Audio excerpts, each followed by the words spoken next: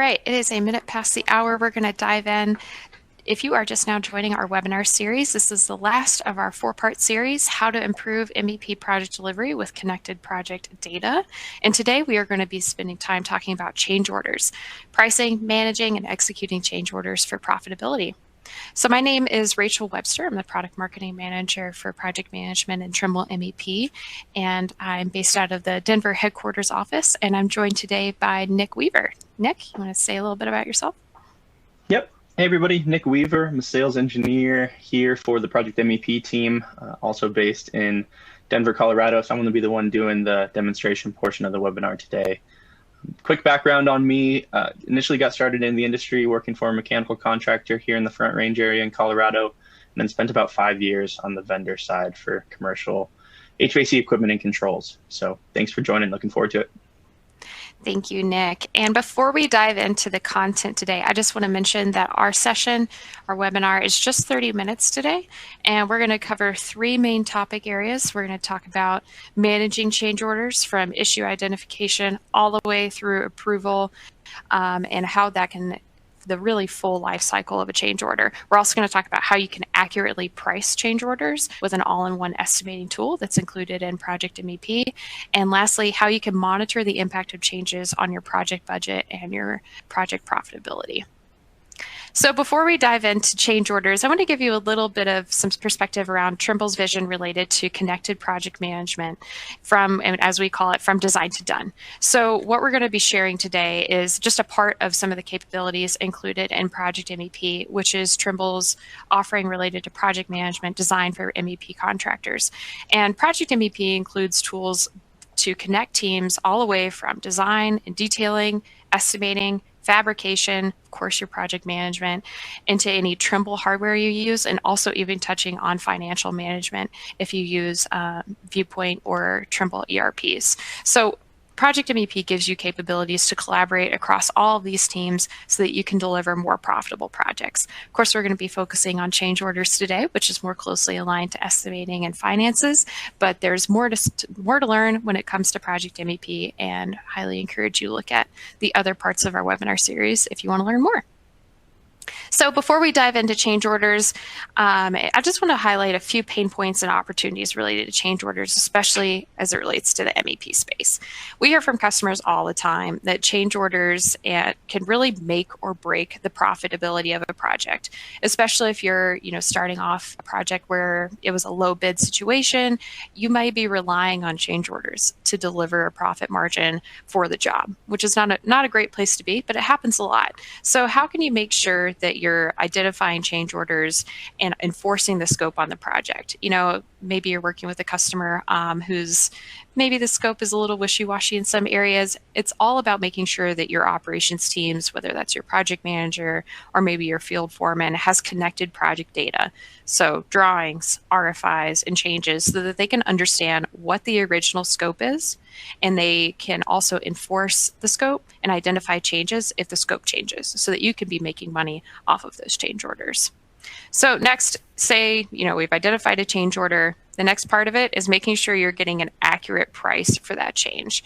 We hear from customers all different types of, methodologies related to pricing change orders, depending on, size of the business, the experience of their project managers. But maybe some project managers kick a lot of change order pricing back to the estimating team. Maybe they do it themselves, depending on their experience or how comfortable they are with the estimating software that their team uses. And what we're going to be covering today is something that can help fill in those gaps. With Estimation MEP, which is included in the Project MEP solution, your project managers have an accessible, web-based, easy-to-use, all-in-one estimating tool. It's not going to be, in an AutoBid or AccuBid, but it is really easy to use so that they're not, taking a shot in the dark on what a change really costs. They can make a real estimate so that that you're not going to be losing money on a change. And then lastly, you've identified the change, you've gotten a price for the change. Now, what is that change really doing to your project? You need to monitor the approval, make sure that your team isn't completing any work that they're not approved to do, so you're getting paid for that work, and that you can see the impact of a change all the way through the life cycle and see the impact on your budget and your profitability on the project. So these are just a few pain points and opportunities we're going to cover today as it relates to change orders. And before I hand it over to Nick, who's actually going to walk us through this workflow, I want to highlight the two software solutions we're going to be using today to complete the TC1 connected workflow for change orders. The two solutions are ProjectSight and Estimation MEP, both which are included in Project MEP. And Nick's going to walk us through this, so I'll be really brief here, but with these two solutions, you can identify a potential change order in ProjectSight, make sure that get all of your documentation. If it's connected to an RFI, connect all of that project data. Then we'll move into Estimation MEP, actually price that change, and then we'll move back into ProjectSight to manage the rest of the change order lifecycle from approval and all the way to the cost impact on the project. And just to give you a little bit more information on what Estimation MEP is. Likely you're familiar with other estimating solutions from Trimble in the MEP space. You've likely heard of AutoBid, AccuBid Anywhere. Estimation MEP is a newer solution from Trimble, and as I mentioned earlier, it's a simplified web-based estimating software where you can have everything in one space. You can complete your takeoff and organize your drawings anywhere with an internet connection. So it's fully web-based, no desktop software, and it includes everything a project manager will need to complete a basic change order or estimate. So it's document storage, graphical takeoff. It includes material pricing and labor, and it also, which we're not going to dive into this today, but if you want to learn more, let us know. It also enables estimating directly from a model. So it enables connected workflows from a model and others related to assemblies. So there's a lot of exciting things to know about Estimation MEP. And with that, I'm going to hand it over to Nick, who's going to show us how it works. Perfect. Thank you so much, Rachel. I'll go ahead and get my screen pulled up here. So we'll get going on the demo portion of the project. So what you're looking at here might be familiar if you've come to some of the other webinars in the series. This is the main ProjectSight dashboard. So whenever you navigate into a specific project, this is going to be the screen that you land on. For our change order workflow, we're going to spend most of our time today in this budget and cost management portion. Once we navigate into there, you're going to see that the budget and cost section is really split up into three main buckets here. So the first is budget and commitments. That's going to be where our budget lives, our contracts, forecasts, and purchase orders. Change management is going to be that change order workflow that we're going to look at today. So everything is going to start as a potential change order, move to a request, and then a change order received. And finally, we have payments, which is subcontractor and invoice payments, as well as our application for payments. So we'll spend some time in there as well. So jumping into our potential change orders to start, first of all, a disclaimer here. If you've come to our other webinars, specifically last week's submittal webinar, some of this is going to be a review for you, so apologies there, but still want to kind of give some high-level information for folks that are new to this webinar. So screens like this, we're looking at the log view for our potential change orders here, and these screens are going to look really familiar throughout ProjectSight. We want the user interface to be easy to use, so when you get comfortable with change orders, RFIs, submittals, all of those are going to look familiar to us. So as far as some options that we have organizationally here, we can switch it to a tile view if we prefer that, or back into this list view that we had previously. I can also configure all of these column headings and add those if I wanted to. So maybe if I wanted to add here, maybe my create date, and we can add, let's say, importance as well. I can click apply, and those columns are now going to be added onto these headings here. I can also configure my view by kind of dragging these different headings around to really customize this view for what I want to see. And that can be saved user by user and remembered across multiple projects. Now, off to the right here, we have a few options for filtering based on attributes, and we also have these statuses here. So all of these statuses are totally configurable by you. You can always add more of these, delete them, change naming, change colors, whatever you need to do for your own custom workflows at your company. Now we'll jump into a specific potential change order for our example we'll walk through here today. The example we're going to use is this first floor pipe rerouting. Let's say there's an obstruction on the job site. We need to reroute some of the domestic pipe. We'll put that into our notes there. And then you can see we're just going to have a pretty simple cost line items here that go into this change order. So the obvious question here is, where does this pricing come from? And as Rachel mentioned, we're going to be looking today at estimation MEP as the estimation tool. So Rachel talked a lot about this, but just kind of to reiterate on what estimation MEP is. So if you're familiar with AccuBid or AutoBid, this isn't yet meant to replace those tools. It is, as she said, a web-based estimating tool. Not quite ready to replace those big tools for full project takeoffs. It's probably not going to be something you're using to win bids or win projects, kind of doing those complex takeoffs. But what it's really great for, and the reason it's included in this bundle, is it's a great tool for a project manager, even a field personnel, to use for quick change order pricing, VE pricing, things like that. And we can really use the power of the databases in estimation MEP and the simplicity of the interface to get that done. So if we jump into that same mechanical job we were looking at before, here we'll see, in this case, all of these different change orders that we have associated with this job. And a couple different examples of how we can do takeoffs or pricing within estimation MEP. The first is by using the drawings. So we can upload drawings into the system here. I can scroll through and see all the different, in this case, plumbing sheets that I have, navigate to any of those. And then I can use my live count functionality directly on these drawings. I can use my scales, use custom layers. I can kind of customize how I want my markups to look here. Can build out maybe a favorites tabs with all these different items built in here. So I can just select my different favorites, pull in these different items and run these takeoffs directly off the drawings here. So I can go through and mark this up, do my counts, and draw out all my takeoffs on this document. So as Rachel alluded to at the beginning here, we have the drawing takeoff functionality, but we also have the ability to pull in 3D models as well. So we won't get too much into the weeds here, but what you're seeing on your screen, these are all projects that are actually uploaded from a 3D model. So that's really helpful, especially if you have a bigger model or you have a model in a project with kind of a lot of system in there and you want to pull that through. So this example here is a full 4th floor hot water system that we uploaded from Revit. And you can see that we have all of our counts, pricing, and labor pulling through quickly here. So really saving you a ton of time just importing that 3D model. I don't have to do this takeoff. I don't have to go through and select every item here. I just have to upload that model and all that pulls through for me. So if we get back into our specific example here, it's going to be change order 009 that we spend most of our time talking about here. And because this is a simple change order, it's really a pretty simple audit trail for us. So we see all this information that I pulled in through my library. And what I mean by library and really the power of estimation MEP here is this trade service library backbone. So we have access to the full trade service library. I can search here, and in this case with my piping rerouting, I can find the piping that I need, maybe any of the fittings that I need, even equipment that is in that trade service database I could find there. I could build out these favorites folders for kind of easy access where I can just go in and grab whatever fittings that I want, click those, pick my sizing, my quantities, and really quickly it's going to give me all of that pricing and labor per unit information. As we talked about earlier, just really simplifying and giving us pretty powerful data out of project managers' fingertips for change order pricing.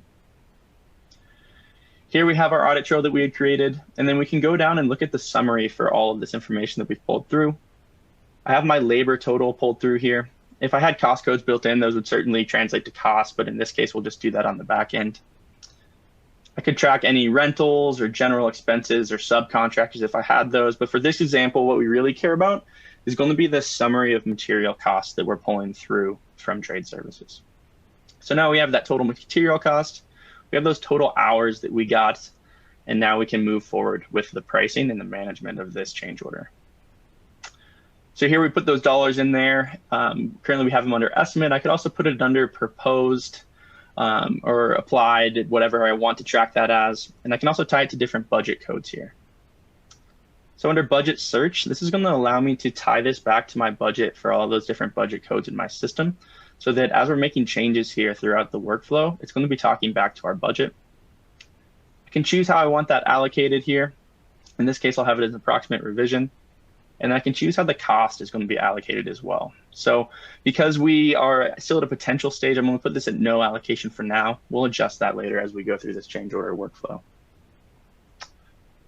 So now that we have that tied to the budget, let's go and take a look at the budget and see how this change order is interacting with it. So we'll go back to our main budget and cost page and jump into the budget. So on our budget screen, we have all our budget codes off to the side. We have a quick summary along the top. We have all of our revisions and commitments, as well as our actuals off to the side here. And I can click into each of these different budget codes and kind of see what builds out that budget code. So of course, we have our original budget, and then any of those invoices or purchase orders, as well as our PCO 09 there. You can see the value coming through as an approximate revision, and then we'll follow as how that changes throughout the life cycle of that change order. Same thing, click into my labor, and you see that 455 for PCO 09 under labor, and we can kind of see how that's interacting with the budget here. Now, nice thing is I can just click that PCO, and it can jump me right back into that potential change order that we had created for easy navigation there. So if we wanted to, we could power forward right now and continue through that change order workflow. We could go and request the change order and receive the change order. But we know that a lot of the challenges project managers face when managing change orders is how do we keep them organized? How do we run reporting for change orders? And how do we kind of keep track of everything that we have going on the project? So we're going to pause on the workflow a little bit and spend some time looking at some of the sharing capabilities, the reporting capabilities, and the organizational functions in the system. And that starts with this paperclip icon at the top. So when we click into that paperclip, this is going to allow us to attach really anything we want to this change order. So I can attach files, either PDFs, Word documents, Excel. I can attach different drawings or specifications here, even model views or web links. And then I can attach records on here as well. So what I mean by records, anything from other change orders to forms or checklists. In this case, let's attach a daily report. So I could go into my daily reports, pull down specific days, and attach those here, which is going to allow me to just navigate directly to that daily report and interact with that from my change order. So example here is maybe we created this change order and a couple weeks go by. In a normal case, we might forget who worked on that and how many hours we spent. But by tying this daily report to the change order, it makes it easy for us to kind of jump back and forth and keep everything organized. We can also attach other things or even create other record types here. So maybe an RFI comes as a result of this change order. You could go in, grab an RFI. You can either create a new RFI, or I can grab any of the other RFIs that are already living in the system and attach them here. Once again, just making it easy to keep all these different documents and record types in the system organized for me. Back on the info tab here, we can put in all of our different attributes if we wanted to, and we can also assign this change order out. So anyone either internal or external, I can assign that to. I can just go ahead and let's say add Rachel as an example. Maybe I want to send this off to my GC for review on this change order. Nice thing is when I assign that to someone, they're going to get an email that looks like this. They can click that link and get in here. It'll give them kind of some high-level information, notes, any links. But the main thing I want to point out is this line at the top. Respond above this line to comment to the record. So if you have used other project management tools, you've probably experienced that it's hard to get a GC to log into your system. In this case, any email response they send to this, all of that text and any attachments are automatically going to pull through in this comment section, which just saves you that time of having to pull that information over when they inevitably just respond to your email anyway. So we could certainly use that assign to function, but sometimes we still want to pull an actual report or document out of here. So we can go up to that print button. From there, we have a few different options for different levels of detail on the report that we can pull through. We can choose the formatting, and then we can either email, put in our file library, download, or view that report. So we'll view one here so you can see what that looks like. And here's just an example. It'd obviously be your logo. You could configure this kind of title block information, and then all of those dollar breakdowns come through, as well as those links we had attached previously. So that's great for individual change order reporting. But as we mentioned, a big part of the challenge a project manager faces is they might have a ton of different change orders that they're trying to manage and juggle and maintain throughout the life of a project. So if we go back to our potential change order log screen here, we'll look again at the statuses off to the side. I can, of course, filter on this ready for review. This is going to show me anything that is maybe in the open status for my change orders. I could create a new view here that is, let's call it open PCOs, for example. And I can save that, which is going to allow me to kind of quickly navigate there if I want to. But it also gives me this settings icon.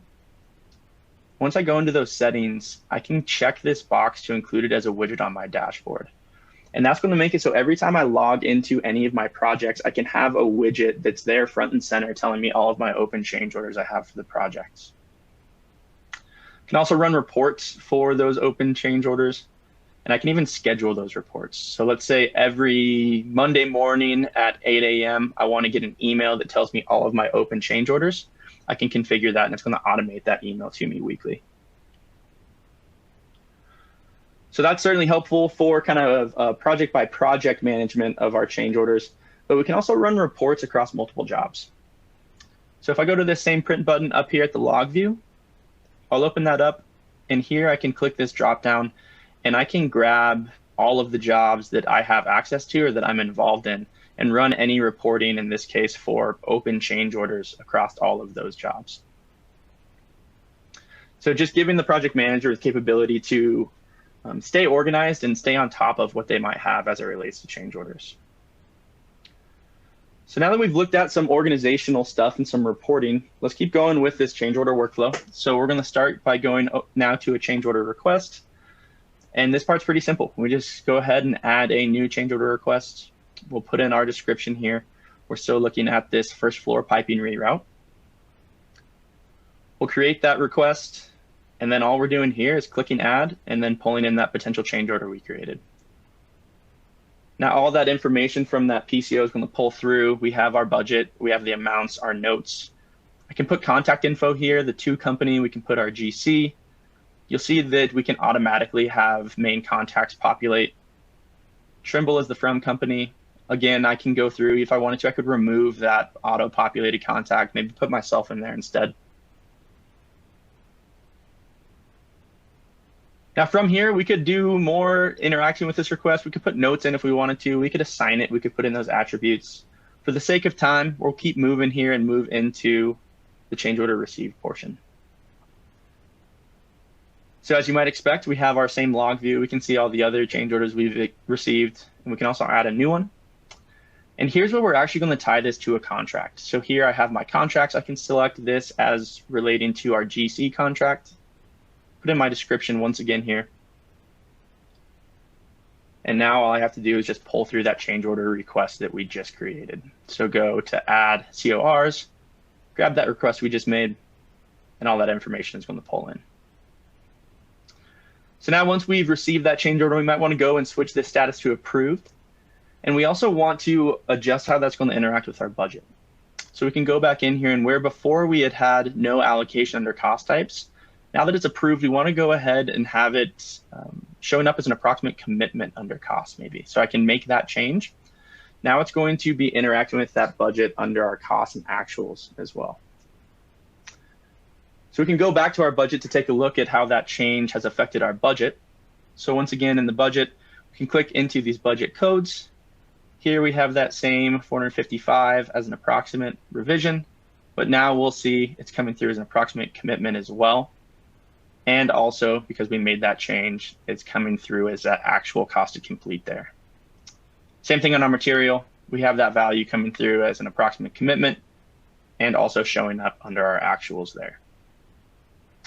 So everything on the budget looks good. We are adjusting how that change order is interacting with our budget, but we want to make sure our contracts are getting updated as well. So we can jump into contracts, take a look at that contract with the GC, and then jump into this change order tab where it's going to show us all of our change orders related to that contract, including that 1880 that we just had for that first floor piping reroute. So that's all good. We have our budget has been updated, our contracts have been updated on our side, but of course we want to make sure that we get paid for this change order. So we can go ahead and go down to applications for payments down here, and we'll take a look at what creating an application for payment looks like in the system. So here, of course, we have our log of all of our previous applications for payment. We can create a new one. I'll select May of this year as our pay period, and then select my contract as my GC contract. I can click create, and now I can go through, and for all of these budget lines, I can go through and update the values that we want to bill out on this application for payment. So I can update either the work invoiced value. So I could say for this job trailer, let's go ahead and bill maybe $2,000 for this application for payment. I could update my total completes. So maybe I could say overall on the job, we're at about 30,000 on this line item. And I can also update my percent completes. So I could say, yeah, this domestic water is actually at about 50%.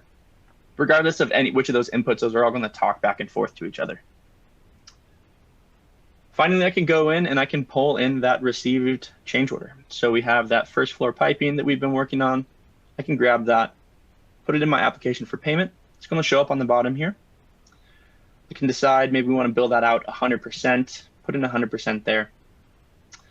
Now, I could certainly reassign this to someone at an assignment level, but more likely than not, we probably want to pull out an actual report here.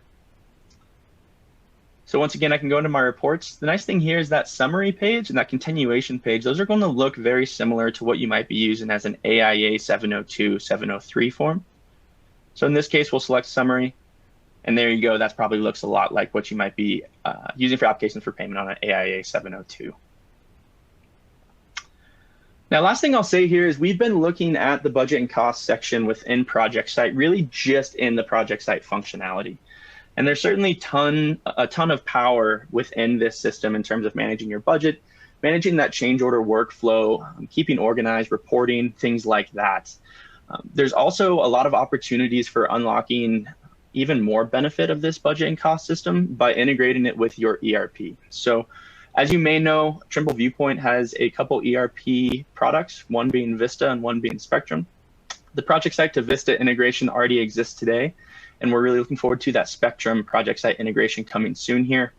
There's also examples of other ERPs being integrated to ProjectSight as well. So certainly more than happy to talk to you about how we might be able to leverage some integrations there to really unlock some more functionality with the budget and cost section and how that works for your business. So that's going to conclude the demo portion of the project, or of the webinar, I should say, today. As always, please reach out if you have any questions for me. And if we want to schedule a demo to get one-on-one and talk about how we can use Project MEP to help your business, we'd love to. Awesome. Thank you so much, Nick. And we have just a couple minutes left. So if you do have any questions for myself or Nick about this workflow or anything related to Project MEP, go ahead and drop them in the On24 platform. But we do have one question that we can answer right now. So we got a question about what trades are included in Estimation MEP. So currently, Estimation MEP supports electrical and mechanical as it relates to piping and plumbing trades. It does not support sheet metal today. However, our team is working on getting that in there in the future. So it will support all three trades in the future, but not quite yet. So just electrical and mechanical at the moment. And haven't seen any other questions come in, so I'll just go ahead and wrap us up since we have just 1 minute left. So thank you all for anyone who's joined us throughout this whole webinar series. And I just want to highlight, Trimble Project MEP is a new construction management solution designed for MEP contractors and includes workflows like what we just shared today related to change orders. So if you're interested in learning more, feel free to scan the QR code on your screen right now, or our team will reach out to you with some additional information, including all of the webinar recordings from the whole series, if maybe this is the first one you've joined today. And with that, I just want to say thank you. Thank you, Nick, for taking us through today's demo. Thank you all for your engagement today. And if you need to reach out to us, feel free to contact us at mepwebinars@trimble.com. Any emails to that email address come directly to the team. So thank you again, and I think we're ready to close this out.